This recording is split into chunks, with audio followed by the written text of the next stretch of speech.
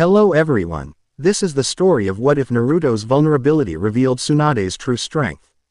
Child with the seal, it was only 2 years since Kyuubi had attacked Konohagakure, and the town had just gotten back on its feet. This beginning, however, isn't out in the cool nighttime air, as the hidden village of the Leaf is just starting to fall back asleep. Except for the shinobi guards around town, but in a darkened room with only one candle providing light, and several figures clad in the ninja shozoko of the Leaf. A female voice spoke out. Nobody must know of this meeting. Not even the Hokage. If he were to find out, well, I think everyone here knows. This is a special mission that we Chunin must carry out for the future of our village. A younger male voice spoke out. Anko-senpai, are you certain this is a good idea? Mitarashi Anko merely growled. Listen, Iruka, I understand you just recently became a Chunin, but you need to understand that this is necessary. Iruka merely grunted. Hey, I have no problems killing the kid, but this child is someone whom the Hokage favors and wants to see grow. A nondescript Chunin then responded from the shadows. Which is why he has to be dealt with now. Are you in, or are you out? Iruka growled. Listen, I'm not about to make an enemy of the Hokage. I'm out. With that he vanished from the room. Anko shrugged. Forget him, he's not important. So here's the plan, we need to get a few people to start. Sleeping within his little bed, Naruto quietly napped through the night. Only 2 years old, he seemed oblivious to the world, happily dreaming of fuzzy bunnies with shuriken and flying with pigs.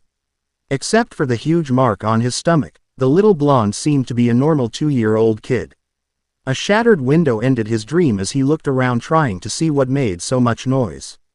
An explosion, a few seconds later, hurled him out of the window and into the arms of an angry villager. I have the demon in my hands. I have him. Let's burn it at the stake. The kid, not understanding what was going on, did the only things he knew how to do. He wet himself, struggled, and wailed like mad. Struggled as the kid might, he couldn't escape the grasp of this huge man who only had a face full of fury. He tried to bite the man, but the man merely kept his LF moving so that the kid couldn't get a good target. Hurry up, let's get him before he bites my URK. The man holding Naruto was immediately silenced by a thrown kunai that got him in the throat, forcing the enraged villager to drop the toddler. The kid managed to land on his feet, painfully, but still land. Then he noticed other ninja attacking the villagers, driving them back. Get back, by order of the Hokage. This boy is not to be harmed. What do you mean? This is a demon waiting to be unleashed on our town. If he dies, then the threat dies forever as well. The Junin shinobi, who made the proclamation, growled in anger. Do you forget what his line has done for our city? An older villager interrupted. His father is to be honored, yes. It is sad that his kid is the bearer of such misfortune. But that misfortune threatens all of us. He must be put down. By order of the Hokage, what you speak of is forbidden. Nor disperse or you will be the ones we put down. Mita, Rashi Anko scooped up the child and nodded to the shinobi. I have him, sir. I'll have him taken home. The Junin nodded as the villagers began to disperse back into their homes. As the pitchforks and the torches were laid down, extinguished, a relative calm came back, as the second part of Anko's plan came back into focus, as she sped off to the outskirts of the city, as the guards led her out of the village. As they were also willing participants in her plan. After about a mile into the forest, Anko merely smiled at the kid. Naruto, obviously scared and confused, tried to talk. You take Naruto home. Anko merely gave a poisonous smile. No, kid, not yet. Listen, I knew your father, the Yondaime Hokage, and he was a great man, just like you were supposed to be. But there's something about yourself you need to know. Do you have any dreams? Naruto smiled. Yes, good dreams with bunnies and pigs. He then frowned a bit as he remembered something else. Bad dreams about big fox on fire telling me bad things. Wanting to get out. That fox, kid, is Kyuubi, and he nearly destroyed our village 2 years ago. That is what your father sealed in you to save us. And as much as I don't want to, in order to save the village. Quote. Anko took out a kunai and held it to the throat of the toddler, as a mark on her shoulder glimmered slightly. She grimaced a bit, but held back the waves of pain going through her. Her gaze at Naruto, which was once smiling, melted a bit at the kid's look of fear. He reminded her so much about the Yondaime, about his father Arashi. But now, even as her convictions began to falter, her voice remained firm, if laced with sadness. I have to kill you, of all people. I don't want to kill the son of the Yondaime Hokage, but I don't have a choice. You need to die for all of our sakes. Yondaime, forgive me for what I must do. A crack to her skull ended her indecision as the last thing she saw was a black dire wolf dropping to the ground, growling angrily, growling hungrily. As Anko awoke, only a few minutes later, she saw the dire wolf once more. It then hit her that the boy was a true innocent and there should have been a way around it. She had full intent of killing the boy. But whatever knocked her out, knocked some sense into her. Her eyes then looked to the pool of blood on the ground and the bits of tattered clothing the wolf had in its mouth. The clothes of a toddler. Soaked in blood. The child was an innocent. The wolf continued to chew at the clothing, disinterested in the shocked human. Innocent. Completely innocent. He couldn't help being born the way he was. A ripping noise later found that the wolf tore away at the portion of the clothing that wasn't bloodied and it continued to chew. Innocent. Blood of an innocent. Oh Kami. What have I done? Anko then roared and threw a kunai at the wolf, her gaze blinded by a red coat of blood that seemed to radiate pure rage. The dire wolf, a little surprised at being attacked, surmised correctly that the human had a few screws loose, and was a danger to its existence, smartly bolted into the woods, leaving no sound or trace. Anko then tried to find the wolf, but then remembered what it was. Shadow wolf, the Kajurufu, rare, and they don't leave trails, scent, or tracks. The wolf had devoured the toddler, and now she was denied redemption for attempted murder. By failing to kill the true murderer, she could never go back to the leaf, she would have to become a missing nin in order to survive. The tears began to pool in her eyes as realization hit her like an anvil. The boy was an innocent, but had strength in him. He didn't deserve death, despite what others may have thought. The Hokage was right, he needed compassion, not anger. He needed protection from danger, not this, nobody deserved this. No body left to mourn. From the kin of one of the greatest shinobi ever to exist, to being a meal for a beast. Ironic, wasn't it? It was ironic. As the tears hit silently on the ground, and as she turned she saw the wide eyes of Yumino Iruka. Iruka merely looked stunned, not seeing the wolf. All he saw in front of him was his senpai. The one who helped him gain the rank of Chunin less than a year ago, someone who's always been there for him despite her curse, the heaven seal, one that should have killed her but didn't. Now she just lives with the curse, given to her by her former sensei, Orochimaru. He also noticed the tattered pieces of clothing, only able to stare at the blood and at Anko. Anko-senpai, you didn't. Please tell me you. Anko merely grabbed onto Iruka and sobbed her eyes out, telling him everything, from her intent to kill, to her hesitation, being knocked out and finale of the Kajurufu that had the blonde toddler's bloodied clothing in its mouth. She was disgusted in herself in two conflicting ways, that she lacked the internal fortitude by taking an innocent child here in the first place. And being unable to kill when she was made to be exactly that, a tool of death. Iruka saw the conflict in his senpai's words and on her face.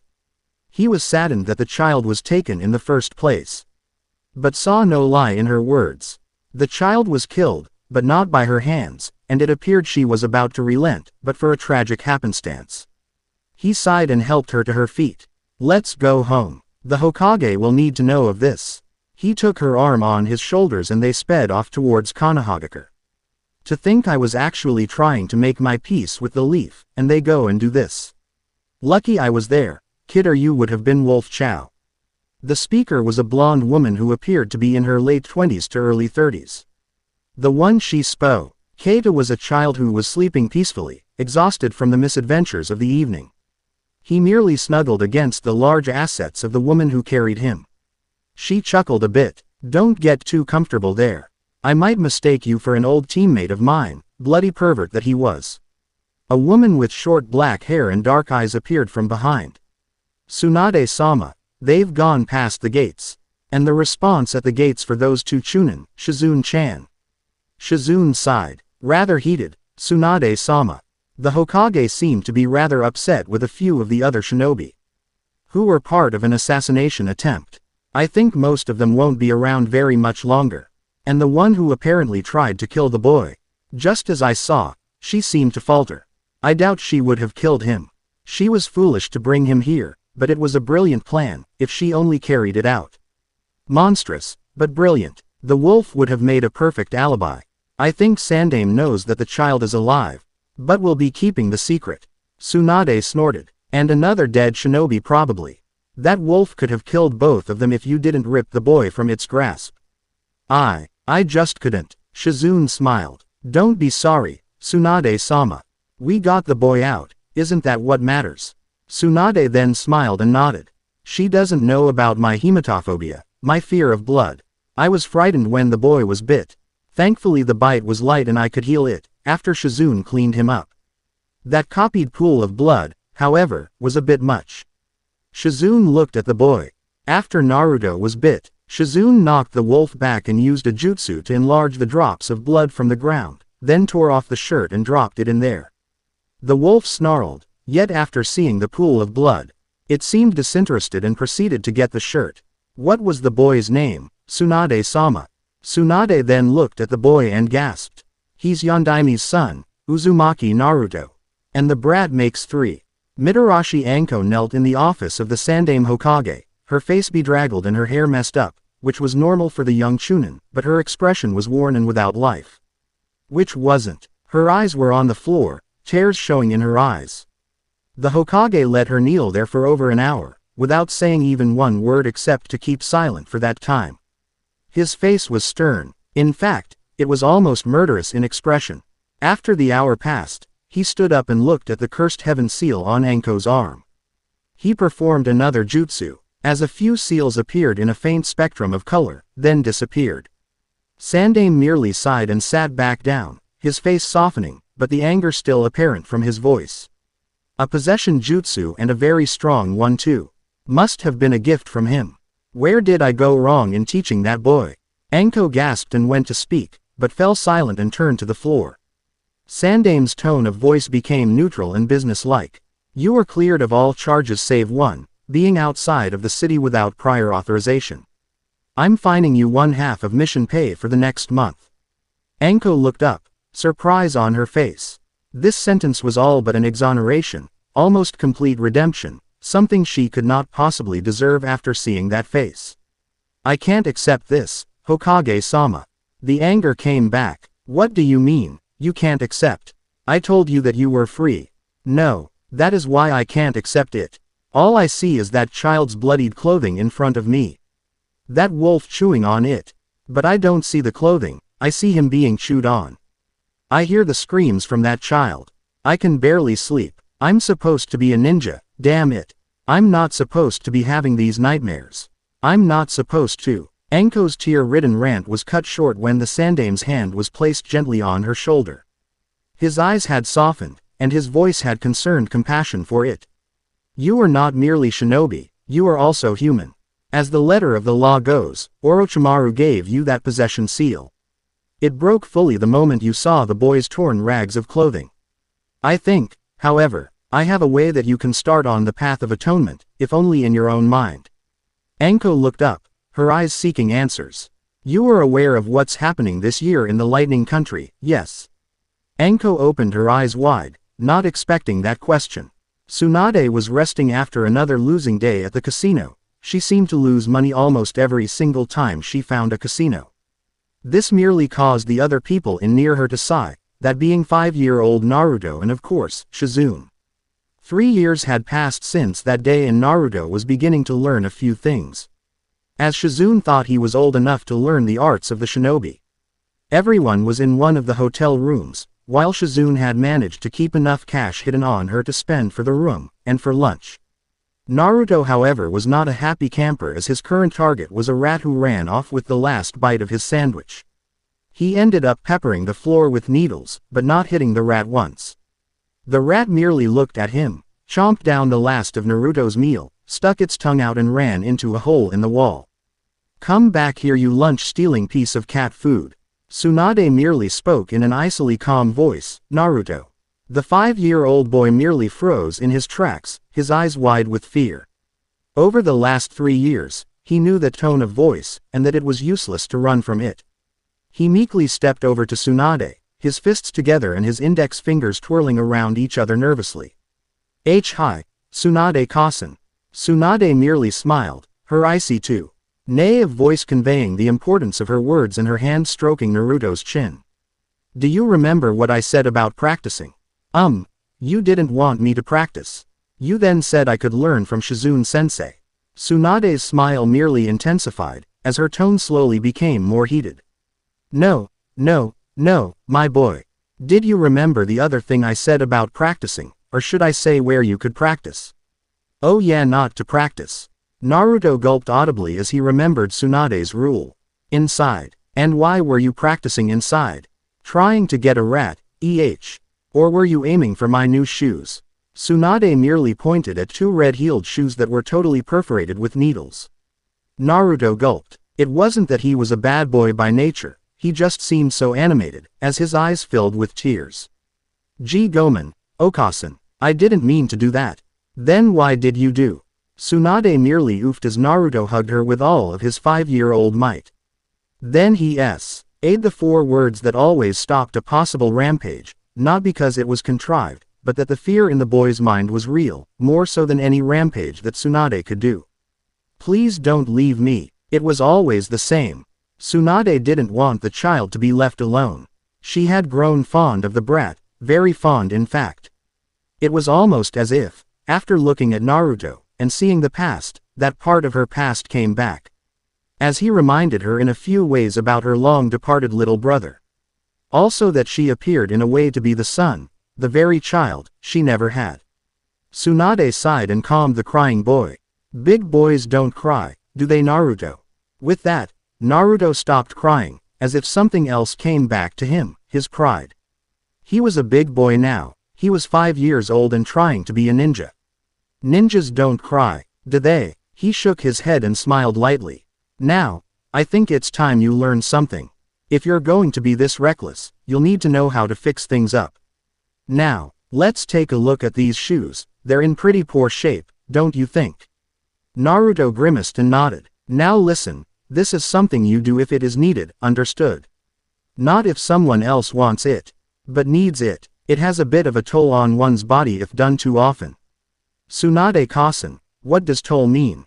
Tsunade merely smiled sadly, remembering the genjutsu Shiko-N's Tantly wore to hide what her medic nin skills did to her in response. It means a price. It will hurt when you do it, but you do it not to hurt yourself, but to help another. Something like what you did to help me against that bad wolf. Tsunade nodded. Is that why you use Genja? Shizune intervened. Genjutsu. Naruto nodded then looked seriously at Tsunade.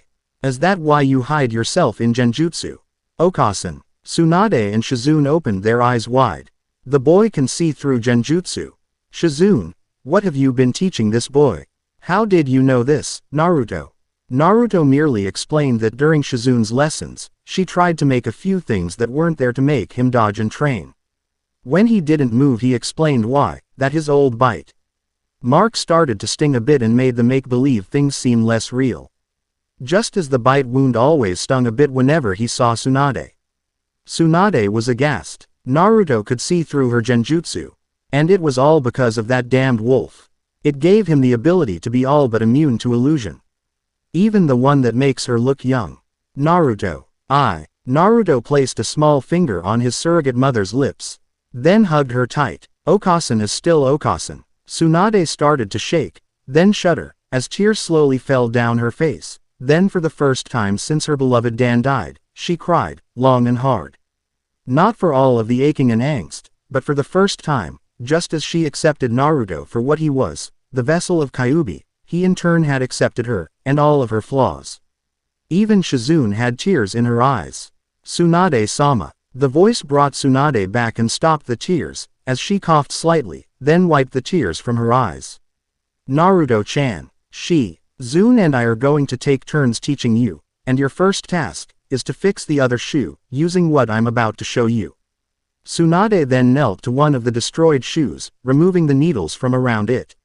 Closed her eyes as a ball of blue chakra formed in her hand and pressed it toward the shoe. The cured leather seemed to close and the needles simply came right out of it. She then slowly explained the use of chakra and how it was used to do this. Naruto paid rapt attention, and thus began Naruto's training, guided by the legendary beeper, Tsunade. After everyone went off for a good night's sleep, Naruto had another good dream with all of the fuzzy bunnies he could think of, as well as pigs that could fly. But he also had something else interrupt his dreams, that of a large shadow that streaked out of the grass. It made him turn and run, to run away from this shadow that seemed to be hungry, as it had black teeth that almost didn't seem real, but in fact were real. This was the wolf that bit him. The teeth that made him see beyond mommy's genjutsu makeup. As the wolf went into strike, he woke up with a fright, only to see a man in an iron mask that had a dog painted on it staring at him unseen behind the mask. Yo! Naruto was nonplussed. He remembered this guy, the one that came from somewhere to talk to Tsunade every once in a while. Naruto always had that nightmare when this inconsiderate masked man was about to show up. The kid never appreciated the facts that the guy only came at night and seemed to always wake him up. Tsunade-san is in the other room. Now lemme sleep, Kakashi-san. The leaf Anbu looked over Naruto with a bit of a glance, nodded, then vanished only to appear in the other room, as Shizune had her arm darts already loaded, tipped with venom, and aimed at the intruder. Tsunade merely sat in her chair, and looked over the bill for the room. So, Kakashi, what does Sarutobi-sensei want to speak to me about? Hakat Kakashi, age 19. Anbu captain within the leaf, merely shrugged. He just wanted to know how the kid was doing. Only the four of us know he's alive, you, Shizune-san, Hokage-sama, and me. He wants it kept that way for a few more years. Tsunade raised an eyebrow. This was not the usual message that her former sensei sent, even if it was the normal courier. So Kakashi, what does he intend for Naruto? Kakashi raised an eyebrow lazily from behind his mask, as he leaned back against the wall, seeming to not have a care in the world. Simple, he wants you to train him for the next 6 years. Then return him to be accepted as a genin from the Leaf Academy. Tsunade rose from her chair to grab Kakashi by the throat. And what do you mean by taking Naruto from me? If I remember correctly, the Leaf tried to kill Kakashi merely behind Tsunade, as even Shizune couldn't tell where he was. His voice was now calm, but had a bit of mirth in it. Now, Tsunade-san. Please stop molesting that log. What would Naruto think if you were into that sort of stuff? Tsunade's blood began to boil as she crushed the log in her hand with her bare fist, then slapped Kakashi mildly, meaning he NLY bounced off a one wall instead of crashing through it. Pervert. Ow. Ow. Well, yes I am. But it wasn't the Leaf that tried to kill him, it was another one of your teammates. Jiraiya. Now why would he? No. It couldn't be. Quote. Kakashi nodded. Possession. Katsuki Batafurai no Jutsu, supposedly a very powerful one, as well as subtle, usually accompanies other seals as an add-on. The discussion continued, unaware of footfalls from the hallway. Naruto was indeed usually a very polite boy, as Tsunade drilled manners into him at an early age. Aunt Shizune was usually the one who taught and helped the boy with the basics of life, while Tsunade taught him manners, medic jutsu, and controlling chakra to turn into enormous strength. But that crash that came from next door woke him up again, and he padded quickly but silently next door. It wasn't the Leaf that tried to kill him. Naruto almost stepped back from that statement from behind the door. What? That was a lie. The Leaf did try to kill me. Then that wolf certainly would have if it wasn't for Shizune-sensei and Tsunade-kasan. It was another one of your teammates. Teammates. Okasan's teammates. What was going on? Was there something more behind the Leaf trying to kill him? Jiraiya. Now why would he? No. It couldn't be. Possession. Katsuki Batafurai no Jutsu, supposedly a very powerful one, as well as subtle, usually accompanies other seals as an add-on. With this, Naruto fled silently back to his room as the discussion went uninterrupted. The 5-year-old had heard enough. It was true, the Leaf didn't try to kill him. From what he had heard, he reasoned it out. It was someone else, some mean man who put that seal on that scary lady. Someone else who used that possession to try to kill him. He thought that from what Tsunade told him, that Jiraiya, though a pervert, was actually a decent fighter and somewhat a decent man. But it was clear, Jiraiya had something to fear from him and wanted him dead. But why use that scary lady? It was clear enough, as he cut himself with a kunai. I vow to make you pay for what you did to the leaf and to me, Jiraiya. Foxbite curse within the wave.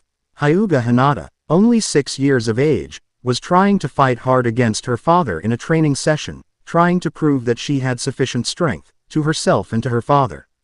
In all of the years of her life, she heard kindness from her mother and from a few in the branch family, but never a word of praise or compassion from the one she sought it from most. She had some of the talent of the Hyuga, and was actually rather decent in taijutsu, but she was talked down to all of the time. She needed to be better, she needed to please her father. She needed to prove she was worthy of being head of the household one day. Yet something distracted her that day.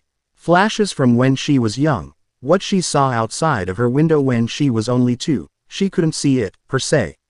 But she felt as though she was in the middle of it. Angry villagers, rounding a boy, but in doing so, they were attacking her too. Yet she was never even there. Then the wolf. She had seen a wolf of pure shadow come out and strike. That night, she was found on the Hyuga manor, bleeding very badly from a mysterious bite, as well as being very badly bruised, as if attacked by an invisible monster. Hinata, snap out of it. Hinata blinked, then looked at her combat uniform near her thigh. Surely enough, it had begun to bleed again, and it was never even struck. This seemed to happen once every year. But it didn't merely affect Hinata. The entire village was affected by it, though nothing more than a nightmare in most. It affected others too. It was said to be a curse from the fox for forcing him out. The shinobi refused to believe in a curse that affected an entire village, but the villagers were not so certain. Hyuga Hiyashi, head of the clan, noticed the reopened wound yet again. He knew this was no coincidence but had no good explanation for her. He knew Hinata was an innocent brought down by what they as shinobi failed to do, protecting Naruto from the anger of the villagers. He remembered, for he was the Junin who forced away the crowds that day, only for him to make a mistake in trusting Mitarashi Anko. He had failed, along with all other shinobi, aside from a select few and the Hokage. He knew that Konohagakure had its very own curse. It was fortunate that it only affected the village one day per year, for reasons unknown, for it seemed it should have had worse ramifications. He learned of the curse from the Hokage, and that it was indeed related to Kyuubi, and the curse was also known by his traitorous student, Orochimaru. Gomen, father, I was dis. Hiyashi kept a firm voice as he interrupted, unlike the harsh voice he used during other times of the year.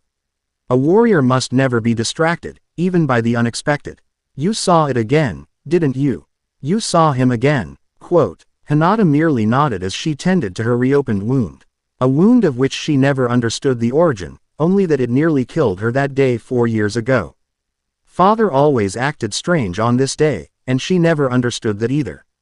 He knew something, but wasn't ready to say anything about it. You have to forget about him, Hinata. For the sake of yourself, the clan, and the village, you must forget about him. It does no good to dwell on that part of the past. As he walked away, like he always did, there was a current of fear running through him, that Hinata, just like the other children near her age, were affected nearly as badly, if not as badly as she was. For some reason she had a very powerful connection to the fox child which she never even suspected herself.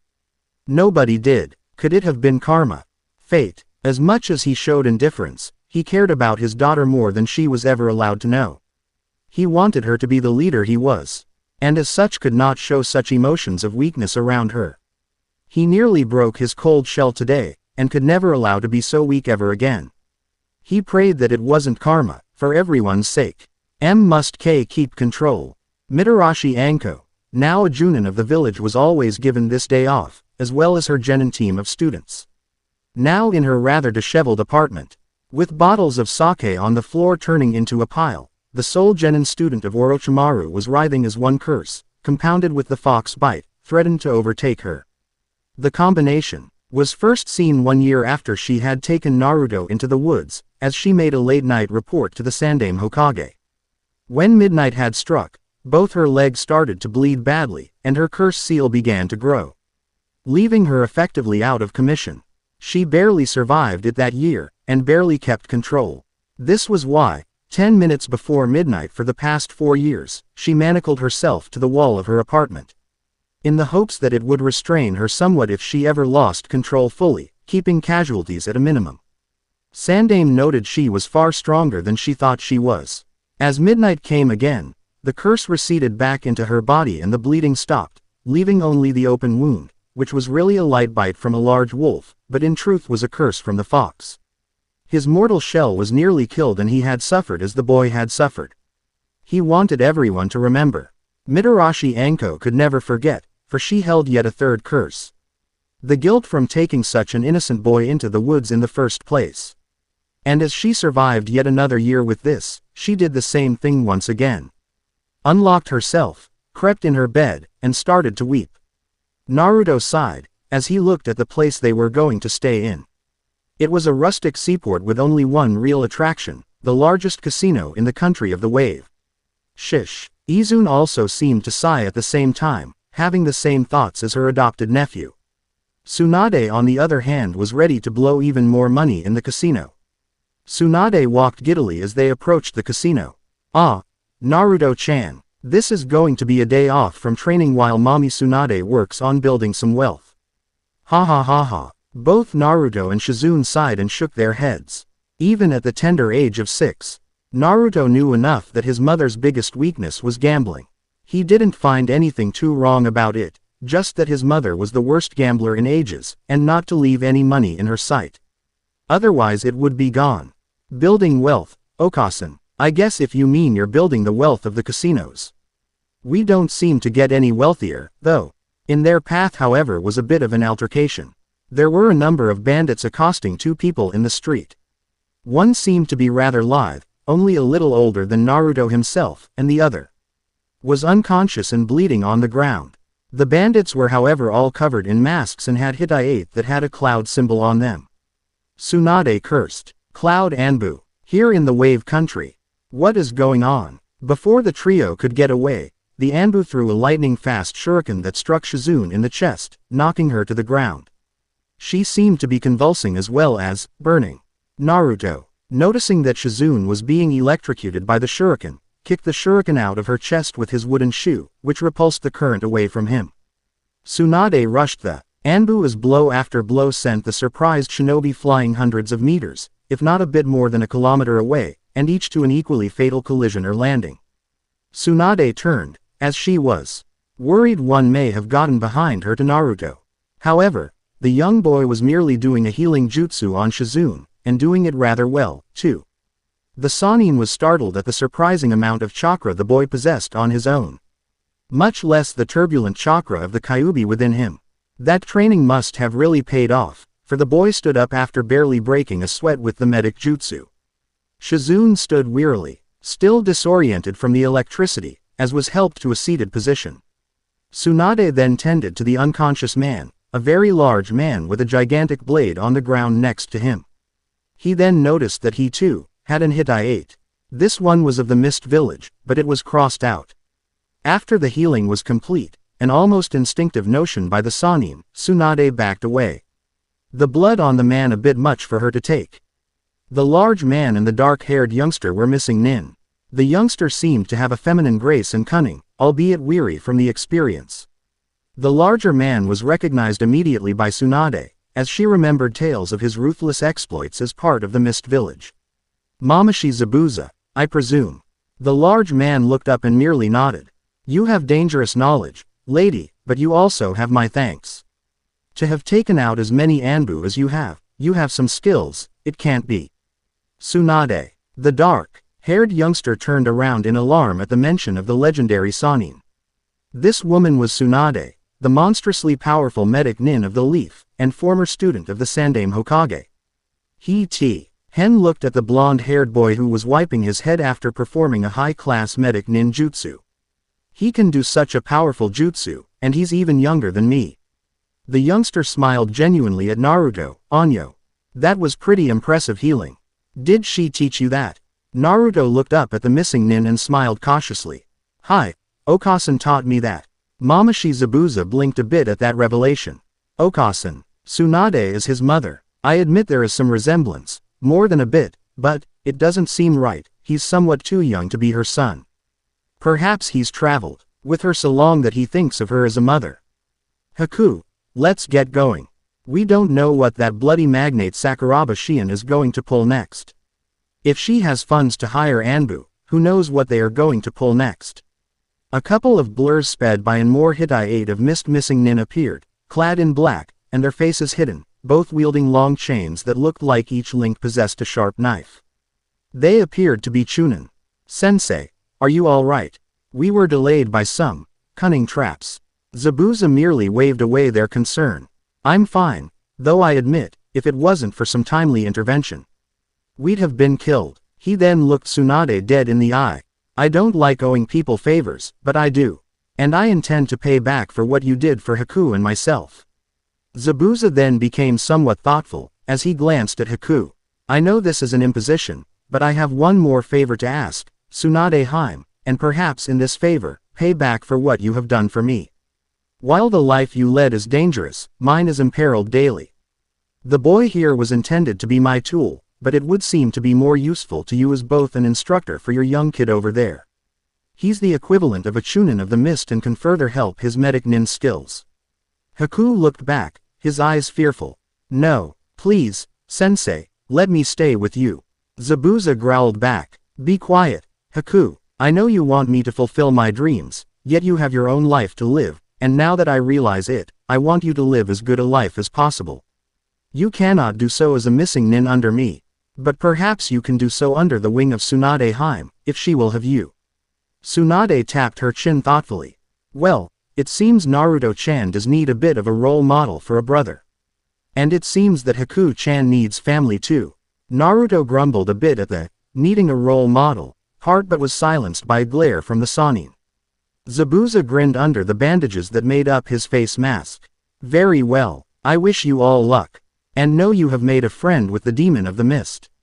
With those words, the missing nin all blurred out of sight, over the water. Running over it as if it were a solid road. Haku sighed, trying to hold back the tears of the sudden separation. Naruto went up and looked at his new brother. Haku-san, it'll be all right, Tsunade-kasan will take good care of us. Tsunade then welcomed her new charge to the group, with a beep to his forehead, then quick as a blink, dashed off into the casino, leaving all three outside with a huge sweat drop. Correction. It'll be all right, once we get Okasan out of the casino. The peril of the springs. Tsunade was still reeling a bit from the last letters that the Hokage had sent Akko. RDING to the continuing correspondence between the two. She was still unhappy about the idea of Naruto having to go back to the village in merely another 2 years. The young blonde was 9 years old now, and Haku himself was 10. The Hokage had ordered a scroll be delivered for the young children to learn, but not to do any of the techniques once at the academy until they become genin. One of he techniques in the scroll that both could do was the Kage Bunshin no Jutsu, which both had mastered in a frighteningly short period of time. It wasn't the scroll that bothered Shizune and Tsunade so much, but the contents of the letter. And the description of the curse from what the Hokage had researched. She read the remainder of the letter. The curse itself seems to manifest everyone in the village. And the main portions of the curse were the Kyuubi, who was injured through Naruto, and the apparent bite from the Kajurufu. Kyuubi apparently used that bite as a conduit to curse everyone in the village. This is reality, my dear pupil, and not another wild story, I promise you. Those affected most are the ones who were most involved, only one of whom survives, and those closer to Naruto's age, most of the 8 to 10-year-olds who suffer great pain during that day. The rest of us suffer a nightmare of that day, which vanish in the minds of the villagers, but not in mind, nor in those who suffer most. It seems the only way the curse will be lifted, is for Naruto to be accepted once again in Konoha.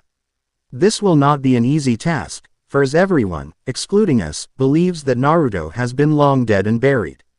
You must take care with this subject around Naruto. Tell as much or as little of the curse as you feel fit. You know him more now than I can ever claim to know him myself. He's been in your care for 8 years, Tsunade-chan, and from what I hear, you've raised him well. Be cautious with your dealings with Mamashi Zabuza. He is not to be trusted, however it seems his former charge can be. Sakuraba Shion is a respected businesswoman and has been a client of the Leaf Village in the past. For now keep a wary eye out for anything suspicious, just as I have taught you. Now go on and raise them as you need to, but remember, Naruto must eventually come home. With highest regards and affection, your teacher, Sarutobi. Tsunade sighed deeply as she burned the letter. Just as she burned all the letters that came before it.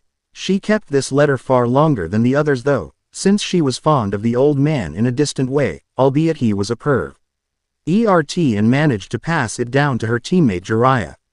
The letter did have an important note, aside from the effects of the curse. Naruto had to go home. Just so he can be used to rid the Leaf of a curse that was well deserved. Even if Orochimaru set it up. How can he be so? Then it hit her, it wasn't for the villagers, Sake at all, at least not all of them. It was for the sake of the innocent ones who were struck down as well. And struck hardest, their children. 8 years ago, before she even met Naruto, she would not have given a damn. Let the little buggers rot for all she cared. But now, having practically raised Naruto and Haku, she had to say that such a thing would be devastating to her if she was a parent. In a very real sense, she was. She couldn't ignore this call, and knew she had to return to the Leaf in 2 years, bringing a reluctant Naruto behind her. She saw the children training outside, and it astounded her at the level of ability they had already attained as youngsters. Naruto had approached a Chunin level of ability if not higher, and Haku was close to that of a Junin. They had both taught each other all of the techniques they could. Even now, as Hawk, Yu practiced some of the medic nin techniques, Naruto practiced with the Mizu Bunshin no Jutsu. She didn't want to bring them to the Leaf. She didn't want to return to the Leaf. She didn't want to lose them. With those depressing thoughts, she wept quietly in her bed until the haze of alcohol and exhaustion caught up with her, and she finally slept. The following day would hopefully be better. The next place that the group visited was a hot spring, not too far away from the Leaf Village. It was a little close for Tsunade's liking, but it could have been worse. She declared that both of the boys needed to relax, at least for one day, if they didn't want their muscles to get overworked. They protested lightly, since they were, in truth, still in a bit of pain from overtaxing themselves day in and day out. But quickly capitulated, finding one of the men's hot springs. The women on the other hand, were on the other side, in one of the ladies' hot spring areas, and decided to blend in. By pretending to talk to the other ladies about female-related items, problems, and day-to-day concerns, mostly concerning the stupidity of the male species. This however isn't the real story. What was happening near the men's hot springs? That was the important thing, at least to a frizzly white-haired man, with war paint near his eyes and a telescope in his hand. Even from across town, he could see the women's bath perfectly. He was unseen within the bushes, but his chuckles could be heard from behind a bush. Naruto and Haku immediately had deadpan faces, knowing that they were dealing with yet another perverted soul. Just like Kakashi, they quickly dried off, clothed themselves, and snuck behind the white-haired pervert. He was clothed in an outfit that gave him away as a ninja of some sort. And he seemed to be of some considerable power, but he wasn't paying any attention. Haku tried the polite approach. "Anyo, sir," the gentleman replied in a gruff voice. "Keep away, sonny, I'm doing some field research." Naruto then took away the telescope from the gentleman's hands and looked in it to see what the gentleman was looking at. "Okasan and Shizune Sensei's hot spring is over there. Haku Nichan, we have a pervert to pummel." The perverted gentleman chuckled, grabbed back his telescope and pushed Naruto into a tree within a blink of an eye. "Hey, this should be amusing. A couple of scamps think they're a match for me." Haku immediately into action, throwing a few needles that the pervert managed to dodge, well, most of them anyway. The gentleman grinned until he found out the arm that was hit refused to move. A medic nin technique. How did a brat like this learn something like that? Naruto dislodged himself from the tree, and was, in short, pissed off to no end. He then performed a simple technique in order to surprise the pervert, and that was to merely slam his foot into the ground, creating a mild tremor and making a small crack grow toward the perverted nin. The nin jumped away before the tremor hit but was caught slightly in the shockwave and was hurled back further than he expected. He managed to keep his balance and land on his feet. The other brat has strength I haven't seen since. Wait a minute, he almost looks like Yondaime. Could this be Arashi's kid? And his strength, it reminds me of.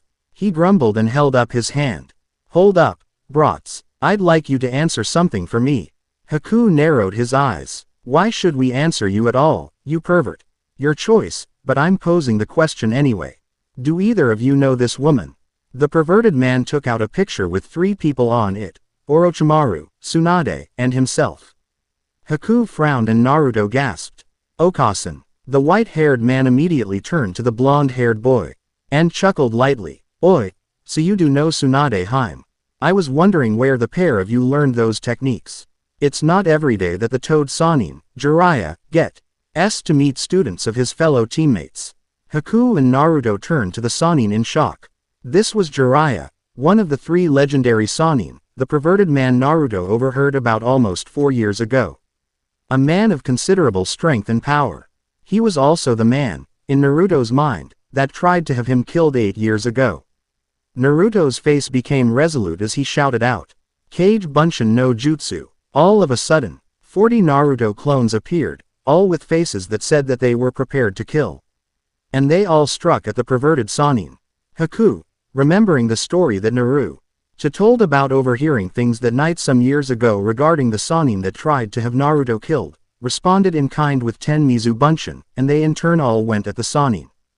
Jiraiya was surprised for an instant. He wasn't expecting an attack from Tsunade's students, certainly not attacks that were meant to end his life.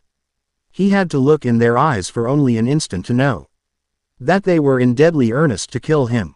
He fought off each of the Bunshin with a surprising degree of skill. However, he was caught off guard as his eyes widened and then rose into the air with a scream as Naruto himself caught him with an attack that poked the Sannin in his ass. Ultimate Kinjutsu. 1000 Years of Pain. This was the other technique on the scroll which Kakashi added at the end as a joke. For some reason the kids took this technique seriously. Jiraiya did not find this funny and decided to call in some help, biting his fingers and holding them to the ground. Haku cried out as he recognized the seals. Naruto, stop him before he can summon. Too late, however, as the Sannin completed his summon. Kuchio's no Jutsu, a bipedal toad man warrior, a little larger than a man with a blade, then leapt out at Naruto with a sweeping slash of his blade. Naruto countered by sending his remaining Kage Bunshins to distract the toad man. The toad that was summoned, being an expert warrior, easily fended off the Chunin-level Bunshins. However, he had a hard time against Naruto who had vanished from sight. As the toad looked for the sneaky kid, he noticed a hole in the ground and immediately jumped back. A crashing noise resounded through the ground beneath him and he was struck by a fist covered in chakra, giving it an inhuman level of strength and damage. The toad man, having been defeated, vanished in a puff of smoke. Haku on the other hand had his hands filled with battling the Sannin himself. The perverted nin simply smiled as he dodged all of Haku's attacks, including the water dragon that he summoned to strike at him. The nin's response was give Haku a good boot in the behind and watch him sail into the sky, having a good laugh at the kid's expense. Jiraiya stopped laughing as more needles hit his legs, paralyzing them. Haku then performed his bloodline limit ability. He turned enough of the hot water into ice and created the demon mirror technique, surrounding Jiraiya in a number of mirrors within an igloo formation. Haku then struck with thousands of needles which the Sannin was having a harder and harder time dodging them. This was a bad situation that was getting worse. As Haku himself leapt from the mirror to deliver the coup de grace, a torrential gale was spinning in the Sannin's remaining mobile hand, controlled by a tremendous amount of chakra. Naruto, sensing the danger, cried out in alarm which was too little, too late as the attack connected perfectly with his foster brother. Rasengan. The rage within. Upon being hit from the Rasengan, time seemed to slow down, as the orb of high-level hurricane wind struck squarely in the center of Haku's chest. The 10-year-old shinobi, one trained by 3 of the finest sensei known to the hidden villages, was hurled mercilessly into the air and through one of his own ice mirrors, shattering it into a million pieces. The broken boy landed on the ground seconds later with a sickening thud. Motionless upon impact, Two young boys look into the scroll provided by Hakuto Kakashi just a few days back. It was a complex scroll, but Haku seemed to go through it without any problems whatsoever. Naruto-kun, let's learn this one next, Kage Bunshin. Are you ready? Naruto, eager as ever to learn something new, nodded vigorously. Ready, Haku Nichan. Naruto was stunned speechless. The Sannin who tried to take his life less than a decade ago, just took away one of the things most precious to him, his beloved foster brother. Haku just lain on the ground, his eyes lifeless, his body still and unmoving. No final words, no final goodbyes, just an abrupt end to his life. As both of the children took a bit of a rest on a hill overlooking the resort they were staying at, Naruto glanced over at his brother. A surprisingly uneasy tone in his voice. You're never going to leave me, Oni-chan, are you? Not sensing the unease, Haku went into an easy and sincere smile, just as he always did. I'm not about to abandon my little brother, Naruto-kun. The fury refocused in itself, and increased 1,000-fold, he turned his murderous rage to the Sannin, as he began to take on a soft red glow. His face becoming feral, almost inhuman. Jiraiya merely shook his head and stood quietly, his body recovered from the paralysis after the needles were removed. I remember. The tales of the boy taken from the village, left to die from the attack of a shadow wolf, a Kajurufu. I was left to believe that boy died, and through that, a terrible curse was lain upon the village. Now I see that boy alive and in front of me. Uzumaki Naruto. The chakra emanating from Naruto increased as his eyes slowly changed from blue to red. And as his nails elongated ever so slowly from human fingernails to lethal claws. Brimming with a dark energy all of their own. I began life with no parents, no love, no life. I'm happy I have a family now. A family now. A family. Oni-chan. The Sannin looked at the transformation with a calm countenance. No good will come of this fight, Naruto-kun. I'm saddened and sorry for the loss of your brother. But this battle will lead to more unnecessary blood. And if you continue, you will regret it for the rest of your life. I am not your enemy, Naruto-kun. I never was. I don't know why you want to kill me. Naruto's voice came back, as if it were his own, but an intellect not his own. It also seemed somewhat amplified, with a level of malevolence that was beyond belief. You tried to kill me 7 years ago, Hen you sent your possessed underling to take me to the forest, and end my life there. Your possession failed, but you nearly succeeded, you nearly had the job done. If that wolf bit me harder in a more vital part of my body, I would have died. So sad you were so careless, Jiraiya. That's right, Naruto. He tried to kill us, both of us. He cannot be allowed to live for the crimes committed against us. And for the crime committed against your brother. Jiraiya stepped back in shock. This wasn't Naruto's natural voice, and no 9-year-old child could speak with such dark intellect and lucidity within his voice. I didn't try to kill you. Wait, am I speaking to Naruto or am I? Naruto chuckled, and it was an amused chuckle of an evil that was sealed 9 years ago in his own body. You were speaking to me. Though at this time, you can refer to me as Naruto, or by my other moniker, Little Toad. Jiraiya paled as his face went from nervous to terrified in an instant.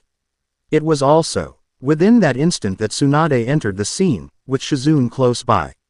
They had heard the commotion and sped there as fast as they could, but too late to be of any real intervention.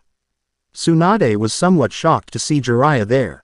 But then her eyes turned to Naruto's semi-transformed state. No sooner had she seen her little blonde boy, her eyes locked onto the broken body of her elder charge, Momochi Haku. Upon that sight she ran past Naruto and Jiraiya, her eyes fixed on that horrible sight. No, it's not true. It's not. Tell me it isn't true. Tell me you're just sleeping, Haku. Tell me. Come on. Wake up. Wake up. Your mother is telling you to wake up. Wake up now. Don't tell me I've lost someone else I love. Don't tell me that I've lost A.S. son. Tsunade collapsed upon the broken body of Haku and wept, shuddering, blocking out everything else from her awareness. She only knew of being here next to her son, and that Haku was nothing but a broken lifeless shell. Jiraiya turned to Naruto, his face furious.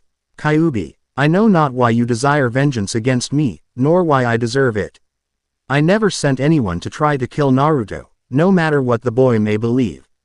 Naruto's enhanced voice cracked like a whip and was of a far deeper tone than before.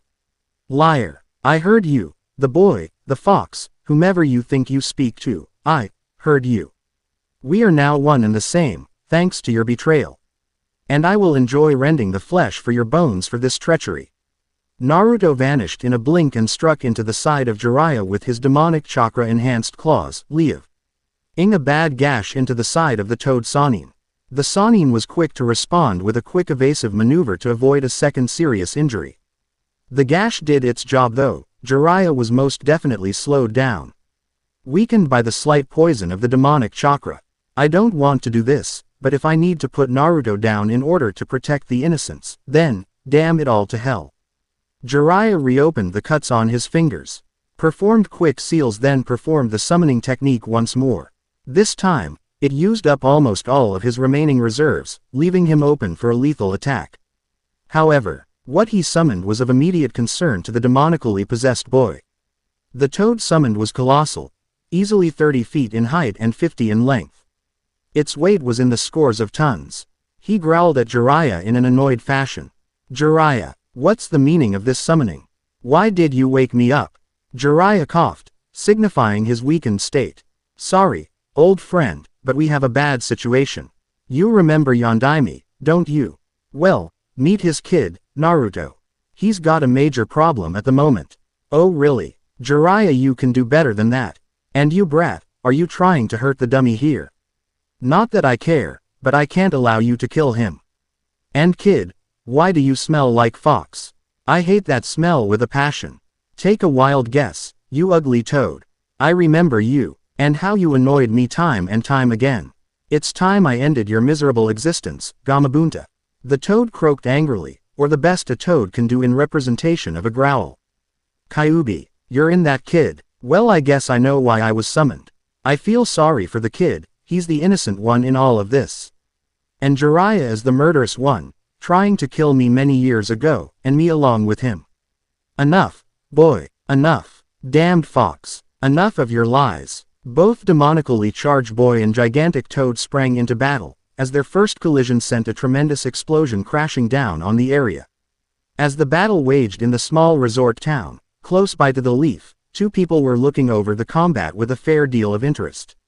One was a teenager, about 14 years of age, with a straw hat covering his face, and a scarf covering his mouth, painted toenails and a relatively dark outfit. The other was in a similar hat, but if anyone could see his skin color, it was a pale shade of blue. And there were gills on either side of his throat.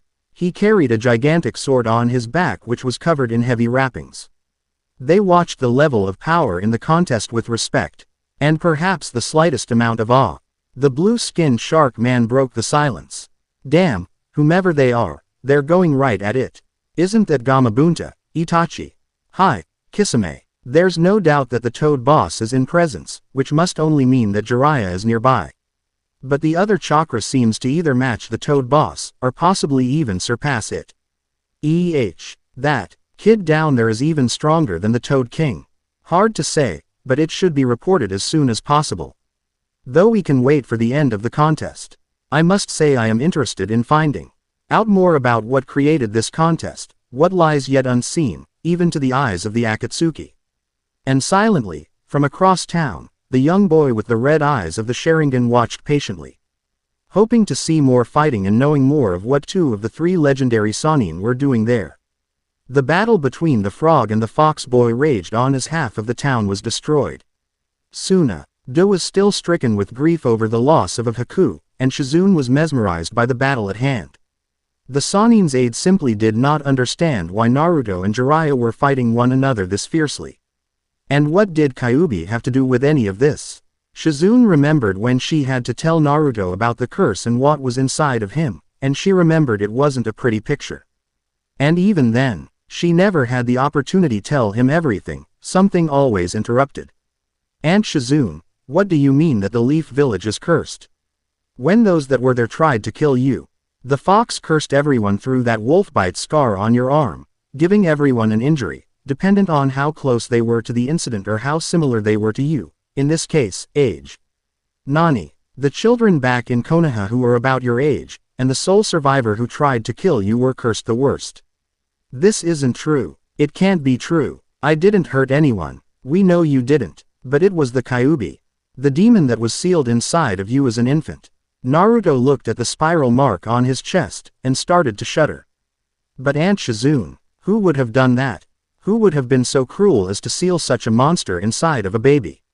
Shizune dreaded this moment worst of all, telling him who ended up cursing him most of all, even for the sake of the village. The only person who thought you stood a chance against the beast, the Yondaime Hokage, your father. My father. Why? Why did he hate me so much? He didn't hate you, Naruto. He loved you, and he wanted to give both the leaf and you a chance. He gave you a chance to be a hero for being the one to take the Kyuubi forever out of their lives. Until they tried to kill me. Yes, until they tried to kill you. In doing so, they weakened the Yondaime's trust and the seal enough for Kyuubi to let out one powerful curse. Kajurufu Arashi no Kitsunryo, Shadow Wolf Wind of the Demon Fox. Tsunade called out, Shizune-chan, Naruto-kun, dinner. Shizune grunted but sighed as Naruto took the cue to leave quickly, not really wanting to hear any more. She didn't even get to the part who really tried to kill him. And she never did, as she witnessed the battle that raged on. Wait, I can still tell him, I can still get it out before it gets any worse than it is. Naruto-kun, it wasn't him, it was. Quote, an errant blow by Gamabunta's gigantic whip-like tongue struck Shizune in the head, knocking her against the ground with tremendous force. Naruto's voice cried out, amplified by the Kyuubi. Shizune-sensei. That does it, Fox, now you die. Naruto performed a complex series of seals within a blink of an eye, 32 of them in less than 1 second then. Combined both his chakra with that of the demons. Kuchio's no Kinjutsu. Saimaisetu Yukai, Kyuubi Fukaku. With this, a grayish phantom appeared with a red shadow, which resembled a Naruto-sized version of Kyuubi. The toad, realizing the power of the style, tried to jump away, but was overtaken by the demonic wraith-like being as it caught him and sank right into him. Gamabunta convulsed the poisonous energy from the realm of the dead went into his system and his colossal form began to shudder and shiver. The frog's eyesight was never very good, but his other senses began to dull as his head tipped toward the ground. As he grew more and more tired by the moment, the negative energy inside of him reaching lethal levels. The Toad King's voice was very weak, as he could only whisper in a wheezing voice. JG Jiraiya, I'm sorry, I can't stay here, forgive me. With that, the gigantic toad vanished into ninja smoke. Gamabunta was utterly defeated, and Naruto was looking at the exhausted Jiraiya. And could literally taste the death of the Toad Sannin on his tongue. It was a bitter taste as he faltered slightly in his resolve. The Kyuubi sensed this and tried to urge the boy along. What's wrong, Naruto? You have your vengeance in the grasp of your claws. Rend his life from him, and make our revenge complete. This doesn't seem right, Kyuubi. I don't know why. He seemed awfully surprised that we would attack him at all, save for a brief pummeling for his perverted ways. And this death, for some reason it tastes bitter. I don't know why but I see my father in him. That may have been the case. Boy, but he must pay for the crimes he committed. He must be slain, and slain now, while we have the chance. Yes, I suppose you're right, Fox. He did try to kill us, he did kill Haku. He needs to be put to. Something in the corner of Naruto's eye stopped his thoughts in an instant. Kyuubi's mounting voice at vengeful desires was all but silenced, limited to a light buzzing in the back of the boy's subconscious. Kyuubi wondered until he too looked through Naruto's eyes with a bit of shock. Shizune slowly rose, holding her head as she laid down on the blasted earth. Suffering from what appeared to be a moderate concussion, a non-lethal injury. This wasn't however what caught the fox boy's attention. Momochi Haku, whose body was completely moving underneath the grieving form of Tsunade, just twitched his finger. He was still alive. Naruto and Fox wasted no time, and ran over to his foster brother, confusing all involved, especially the wounded Jiraiya. And the slowly recovering Shizune. He quickly analyzed the injury and found it would take all of his own chakra and then some, the remaining chakra of Kyuubi. The fox grumbled a bit at the situation, but then sighed. Deep within the imprisoned seal. My vengeance is important to me, but this broken body is more important to you. I'll lend you my powers this once. Tsunade should be able to take care of the Toad Sannin from here. Good luck, kid. With that, Naruto summoned all of the chakra he could into his hands until he could literally smell them burning from the raw amount of power he held within them. And summoned a massive force of healing energies straight into Haku's broken body. Bones that were shattered beyond repair began to mend, and mend perfectly. Muscles that were torn to shreds were reformed and reinforced as before. Blood that was spilled was cleansed and replaced back into the repaired veins and arteries from within the broken body, which itself was made whole again. Naruto's hands were partially blackened by the restoration jutsu, reinforced by the demon fox's own chakra. He looked into the slowly opening eyes of his brother, then slowly prodded his foster mother to look. Tsunade gave a firm hug to the son she thought she lost, and wept with joy as Haku smiled wearily. Naruto, on the other hand, even in the semi-transformed state he was in, beamed with joy, then fell to the earth. Unconscious. Tsunade gasped as Naruto fell, immediately worried at the condition of the boy. Finding out that he had merely burned his hands and fell to a mild case of chakra depletion. She healed the blonde boy, so that his hands were not only healed, but returned to normal, and the feral state was dispelled. Naruto opened his now blue eyes slowly, exhausted, and unable to move. But alive and relatively well. He tried to speak, but no words came out. Shish. Don't try to talk. You need your rest. Jiraiya merely got himself up to a seated position and whistled admiringly. Damn, that's some kid you raised there, Tsunade. I'm amazed he could. Tsunade merely gave a cold look to the Toad Sannin and interrupted. Jiraiya, please explain why you tried to kill my sons. And why I shouldn't tear you limb from limb. Jiraiya gulped and slowly explained the situation, that the boy was at first just beating him up for being what he was, a pervert, in more self-flattering terms as far as the Toad Sannin was concerned. He then explained once he identified himself, they tried to kill him. As the story went on, Tsunade was wide-eyed with disbelief. Naruto thought that Jiraiya tried to kill him. How could he have thought that? It hit her then. He overheard one of the discussions she had with Kakashi, or at least part of it. She never mentioned the name of the snake Sannin, the one who really tried to have Naruto killed. She looked at the blonde boy with nothing but love in her eyes. Naruto, my dear boy, it appears we were all victims of a huge misunderstanding. I never mentioned the name of the one who truly wanted to have you dead, because I truly cannot stand the very thought of that snake. Naruto blinked in a confused manner. Snake. Jiraiya tiredly nodded. Orochimaru. I could never stand him either, and it seemed he wanted vengeance for not being named the fourth Hokage after our sensei retired. Naruto nodded, and blushed lightly, embarrassed that he could have made such a bad mistake. Even the fox within was somewhat flushed, then the rage came back. So, it's that damn snake. He fooled the boy, he deceived me, how dare he? I'll rend that snake's scale from scale and see him burn for 10,000 years before I let him die, that filthy, ominous, wretched. Naruto once again muted out the murderous rants of the fox within him.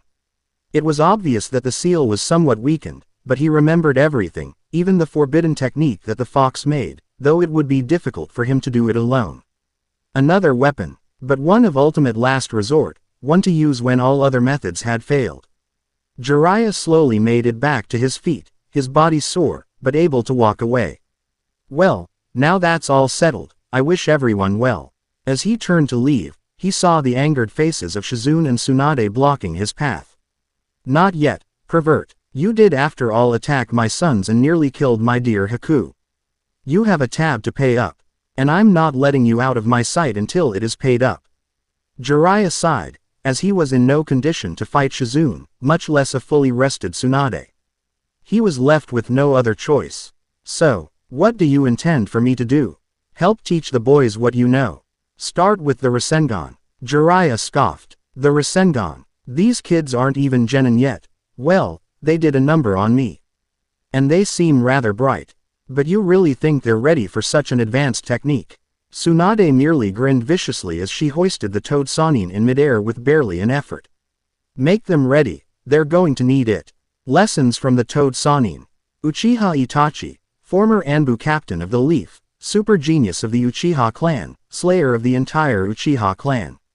Pondered what he saw as he let his Sharingan go. Both Sannin, who had been at relative odds with one another, become reluctant allies. He sensed this could be rather troubling for what he and Kisame were assigned to do. Kisame was twitching slightly, as the shark man never liked to wait for fresh meat, smiled lightly as Itachi's Sharingan receded. So, what is it, Itachi? Who won? Nobody won, but that kid may have taken out Gamabunta for a very long time. I couldn't even attempt to copy that jutsu that he used. I never knew he had a bloodline limit. No, it's not even that. From what it looked like, nobody with only human chakra could even attempt that jutsu. Kisame blinked. Damn, that's a big problem. Itachi nodded. It could be a problem, yes, but we cannot strike now, not against two Sannin. Nor against this unknown factor, no matter how weakened they may be. This will bear watching to see how we can benefit from this. For now, let's withdraw. In as quick as a blink both Akatsuki members vanished. Jiraiya sighed as he glanced at the young blonde in front of him, sleeping in his bed. Such an innocent face, such an innocent, period. Untainted except for a bit of the sarcasm given him by Tsunade. Something he would have to change sometime. A boy needs to enjoy his childhood, whatever is left of it. Even he, the great Toad Sannin, enjoyed his childhood, as perilous as the life of a shinobi youth was. His battle began with the leaf, and hopefully he can have a normal life back within the leaf. Jiraiya had made his silent vow. These boys needed a somewhat normal life. As much as he determined what a normal life was, he had to pass down the legacy he gave to the fourth, and what the fourth gave to the promising Hakat Kakashi. A legacy of genius, a legacy of greatness, a legacy of skill. A legacy of legendary supreme perversion. No set of worthy, chi, nor, ever escaped his watchful sight. This was something he had to teach these boys if they were ever to grow up and be men someday. Tsunade would be sorry she ever forced him to train her boys. Tsunade watched the perverted nin with a hint of suspicion, fearing that he would eventually try to corrupt her innocent shinobi angels. And probably with very good reason. For now he couldn't teach either of them all that much as they both slept quietly in their beds. She looked after Haku, who was no longer in danger of dying, but was still extremely tired and needed his rest desperately. The poor boy had been through enough, especially with a crushing Rasengan to his solar plexus. Hopefully Naruto could learn it. Haku had tremendous chakra control, but even with that, he may not have had enough raw chakra to do more than one Rasengan during a battle and remain conscious. Naruto, not having quite as much control as Haku, being a bit better than the average ninja due to his previous training and experience, had vast amounts of chakra, both natural and the reserves of the Kyuubi. Perhaps the perverted Sennin could teach Haku a few other techniques. He could assist Haku with summoning techniques. Who knows, maybe he could summon Gamabunta. She doubted that the frog would ever agree to help Naruto after the boy nearly killed the old beast. Perhaps there would be something else for Naruto to summon. That, however, was a lower priority on her list. What was first was seeing her son safe and sound.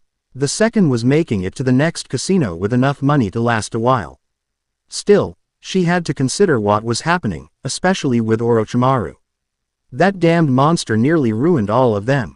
And though the boys started the fight through a mistake, an almost tragic error, it turned out for the best, and she would hold Jiraiya to his word, for better or worse. Hazun though pondered the young boys and Jiraiya himself. Haku was a gentle loving boy, who didn't deserve the harsh life of a shinobi. His skill though was undeniable and the boy was a certified geni. As with an advanced bloodline in water manipulation. Strong, dedicated, and perhaps one of the most brilliant fighters she had ever known. He took all of what she had to teach and even improved on some of the techniques at such a young age. Naruto had already gone through so much suffering and heartache. As a little boy, and as a shinobi in training, he had learned more than most Chunin and Junin. And in addition, his potential strength was unfathomable, even well beyond that of his legendary father. He did not possess the raw intellect of his foster brother, and could be rather stubborn, even irritable at times. But he was exceptionally clever and innovative as well. As she considered Jiraiya, he was everything that Tsunade had pegged him as: very powerful, very intelligent and determined. As well as the biggest pervert she had ever met. She would need to watch the Toad Sannin as well. Those two boys were so impressionable. The lessons began promptly in the morning, underneath tutelage of the Toad Sannin. Naruto was fully refreshed, and Haku, though somewhat tired, was also in good condition. Jiraiya looked over at the dark-haired child. Smart look in his eye, and a fair deal of chakra. But not enough for most of my, well, I can begin summoning jutsus with him. I'd do the same with Naruto, but I fear he permanently ruined any chance of summoning frogs, considering how badly he injured the frog boss. But he does. Maybe, yes. Very well, scamps, let's get started. The first thing we'll be doing is testing the amount of chakra we have. We'll be working with this. Haku and Naruto watched eagerly until Jiraiya took out a simple water balloon. The kids were a bit crestfallen, and very disappointed at the old grump of a man. Haku looked up at the Toad Sannin. Jiraiya-sensei, what exactly are we supposed to do with a water balloon? Haku's response was a water balloon in the face as Jiraiya merely grabbed another. Naruto laughed at the misfortune of his Soki-ing older brother until he found himself being soaked as well. Now that I have your full attention, I want to see how strong the pair of you are. Let's see if you can burst this balloon with only your chakra. Haku blinked, thinking this might be a worthwhile exercise after all. Naruto still looked rather doubtful, as he took the balloon and looked at his sensei. Jiraiya grinned. Oh, want a demonstration? Then here. Jiraiya manipulated the chakra in his hand until the balloon literally burst into pieces, soaking the hapless pair once more. The pair of soaked kids blinked, thinking this might not be such a bad idea after all. Haku saw the spin in multiple directions immediately and attempted to do so himself. He tried to mimic the maneuver, but he just couldn't manipulate it enough in order to burst the balloon. The balloon stretched more and more, but then just had a bit of a leak, then it emptied. I don't get it, Jiraiya-sama, how did you? Naruto, on the other hand, saw what Haku was trying to do. Mimicking him, Naruto easily performed the spinning chakra maneuver and the balloon exploded with a massive force, letting out sharp sprays of mist and wind. Oops, I think I overdid it. Haku and Jiraiya merely looked at Naruto with utter shock. How was Naruto Odoto able to do this? I have greater control than him, and I'm the smarter of us too. Don't tell me he only needed to mimic me in order to do that step. Is he that strong? The blonde is smarter than he looks. He may have mimicked his brother, but he noticed things quickly and is very observant. Even though he seems a bit aloof at times. Guess I can proceed to teach him the Rasengan. Haku-kun, what I'd like you to do is try to learn using this. Haku was then given a scroll which had a number of written names upon it. One of them was clearly that of Jiraiya. But the surname surprised the boy and he went to ask about it but was stopped before he could ask. What I'd like you to do is the following. Cut your finger with your teeth and sign your name next to it. This is a summoning scroll. Naruto, I'll be with you in just a moment. Haku nodded and cut his index finger with his teeth. Then proceeded to sign the frog summoning scroll with his finger. As he did so, Jiraiya took the scroll and rolled it up, noticing that there was blood dripping from the page. Jiraiya opened it only to find the name of Momochi Haku dripping off of the page and onto the ground. The blood would not stick. Jiraiya was absolutely puzzled. If Haku could not summon frogs, nor the Rasengan, he was a loss at what the boy could do outside of his bloodline, which was manipulation of water. The Toad Sannin was very poor when it came to water techniques, and really could not help the boy that way. He looked sadly in the boy's eyes, expecting to see a dejected look, but instead he met a hopeful one. I've never been good with wind manipulation. Jiraiya-sensei, you go ahead and teach Rasengan to Naruto-kun. Before you go, sensei, could you do me a favor though and leave a couple dozen of those water balloons? Naruto blinked. Rasengan, the technique that nearly killed Oni-san. Jiraiya-sensei is teaching me that. Jiraiya blinked, surprised that the boy was fine in knowing his own weaknesses, but was willing to try something else, though what it was escaped the Sannin. Suit yourself, kid, I don't know what you had in mind. But be careful. Haku nodded and took one of the water balloons, just juggling the water and swirling it within it slowly. He slowly added chakra as Naruto and Jiraiya went off to train with the Rasengan. Jiraiya and Naruto returned 3 hours later, as Naruto was exhausted but elated. Jiraiya on the other hand was absolutely stunned. It took Yondaime 3 years to develop that technique, and his son picks it up in a little more than 3 hours. What the heck am I dealing with here? What Haku was doing seemed to surprise the pair, as Haku was concentrating rating on one of the balloons intently, but the balloon seemed to glow intensely, as the young dark-haired boy seemed to slam it into a tree, but before it burst into a mass of flying water, a near sphere shape was punched into the tree. Haku dropped to the ground, tired, but happy, as he addressed his brother and new teacher. Since I can't do the Rasengan, I thought, maybe I could do something similar, based on it. But using water instead of wind. I haven't mastered it yet, but it's close. I just need to concentrate on it a bit more. Jiraiya's thoughts were amore. I underestimated both of these kids. Boy did I ever underestimate them. Tsunade and Shizune did a marvelous job in training them. Naruto may only have above-average chakra control, but considering his case in that seal, it's a tremendous accomplishment. And his chakra level is tremendous, even without the Kyuubi's additional reserves. Haku's control is unparalleled, and his genius in turning the Rasengan into a water-based weapon. Using his own advanced bloodline to assist him. His chakra level for such a young man is considerable, a far cry from Naruto's, but his cleverness uses all of his strengths despite his weaknesses. He then decided the best thing to do was to let the boys train by themselves for a bit, to perfect their new techniques, while he had a few rounds of drinks, and round up a few women.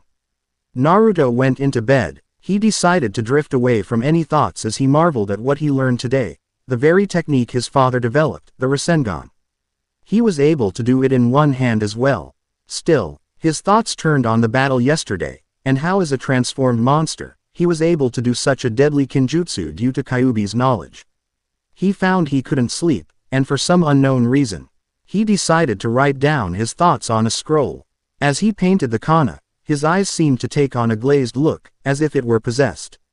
The letters written took on a life of all their own, as the scroll seemed to gleam with great energies. As he went to sign his name, something stopped him. Not that way, boy. That place needs a signature in blood, not ink. Naruto looked around, his eyes frantic to find the voice. Could it be? He decided to speak internally with the fox. Hey, Furball, was that you that just spoke to me? Fox, why aren't you? You're not in a place he can reach you, kid. Not yet, anyways. He's trying to get in touch with you but won't by the time I get done with you. Naruto suddenly remembered the tone of the growl that accompanied that voice. It was a growl that he had feared for a very long time, as the shadows grew until they were all around him. As he mentally began to try to hide, he remembered, he wasn't that defenseless little boy anymore, but a powerful shinobi. Able to tear apart the beast that he feared, the one that bit him and attacked so long ago, the Kajurufu. Show yourself, wolf. I know you're hiding somewhere. I lie in the shadows, boy. And where we are, the shadows are everywhere. Thus am I omnipresent, and can get at you from anywhere at any time. Still, I didn't come for a meal, but I came for a deal. What do you mean, a deal? A dark chuckle and a growl emanated from as you saw earlier, Haku was unable to sign the contract of frog summoning. He has another destiny in mind for him. You, on the other hand. It hit Naruto like a thunderbolt. How can I be sure that I can trust you? You survived my first encounter. Few ever do, and those that do are more than worthy of summoning me. Besides, you got it in good with Kyuubi, and those of my clan are among his strongest allies. You may refer to me as Kuro. Sign my scroll, boy, and gain the allegiance of myself and my clan. You could do much worse for yourself. Naruto was doubtful, but then for some reason, decided to cut his finger with his teeth and sign his name in blood. After that was done, a brilliant line shone in. It was the sun. Morning had come and Naruto finally woke up. He looked blearily as he thought that he had some strange dream. He then looked as his thumb had a dried cut on it. As he looked on his nightstand, he saw a scroll. He read the kana upon it and nearly fainted in shock. The kana was in his own writing. Shadow Wolf Clan Summoning Contract. The signature in blood was his own name, Uzumaki Naruto. He rolled up the scroll and went to see Shizune. There was a lot he had to talk about with his aunt, as he knew his mother would still be asleep by now, and would not be waking up anytime soon. He made a knock on the door. "Oi, Shizune-sensei." Shizune blinked and groaned, having barely gotten up herself, as her muffled voice carried through the door. "Can't this wait, Naruto-kun?" Naruto's, till a bit frantic, replied almost tersely. "No, Aunt Shizune, it really can't. Please, I need to talk to you." The door opened to reveal a half-awake Shizune, still suffering from the after-effects of the concussion. "What is so import?" Quote. She moment she saw the scroll in his hand and read the line, she ushered him in quickly. "Where did you get that scroll? What's wrong?" Naruto, still shivering a bit, opened the scroll to show her everything on it. I don't know, but that wolf, the one you saved me from, it came to me last night in my dreams. At least, I think it did." Shizune read the kana on the scroll and was stunned to find out that everything was in Naruto's sketchy writing, as well as the young boy's signature in the summoning contract. If she was the least bit sleepy, she was almost an insomniac by now. Naruto explained the dream, and what the wolf had offered. "By Kami, this wolf actually agreed to serve you. And he got his entire clan to help you. I don't know how much to tell you, except on how to do a summoning jutsu. I know the motions, the seals, but I can't summon anything myself, little one." "You mean it?" Shizune smiled and ruffled the hair of the boy. "No sweat, kid. Never let it be said that Uzumaki Shizune ever." Naruto opened his eyes wide.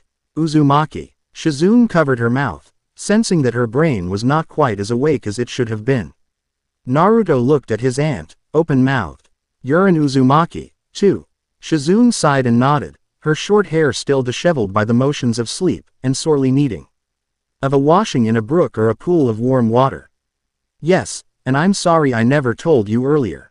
But you and I are not all that closely related. I think Tsunade may have a good chance of being a closer relation than I. Last I looked at the family chart, almost 20 years ago, your mother and I were 7th, maybe 9th cousins. Still, you've been my beloved little nephew for many years, so why should it be any different now?" Naruto merely beamed and impulsively gave a hug to Shizune. Shizune grinned and returned the embrace. "Well, you have training to do today, so get going." Naruto released the hug with a huge smile on his face. The remaining 2 years had passed quietly, as not only did Naruto master the Rasengan to an even higher degree, but also mastered summoning, as well as other medic nin and strengthening techniques. Haku had developed a new technique as well, the Mizuken, a technique that could match the Rasengan, and used his own advanced bloodline technique of water manipulation. And had his own summoning. But this was hardly a day for celebration, for they were finally at the gates of Konoha. Naruto was 11, and Haku had turned 12. The guards at the village looked at the visas signed by the Sandaime Hokage himself, and with a bit of shock, escorted the boys within the village, out of the sight of the 3 shinobi hidden in the trees. Jiraiya broke the silence. "Well, there they go. I'm sure they'll do fine, since they had me as a Tsunade-san." Tears. "I thought a shinobi wasn't supposed to cry after." A fist to the face later, Jiraiya flew off into the sky. As Tsunade continued to weep silently, Shizune, with a few tears in her own eyes, but a smile on her face, turned to Tsunade. "They didn't want to go, but they have dreams of their own. Haku told you his, didn't he?" "Tsunade-sama." Tsunade nodded. "To protect those who need it most of all, and to stay close with his little brother." "Naruto told you his though?" "Yes. I never had the chance to hear it." Shizune's tearful face went from sorrowful to proud as she ever was.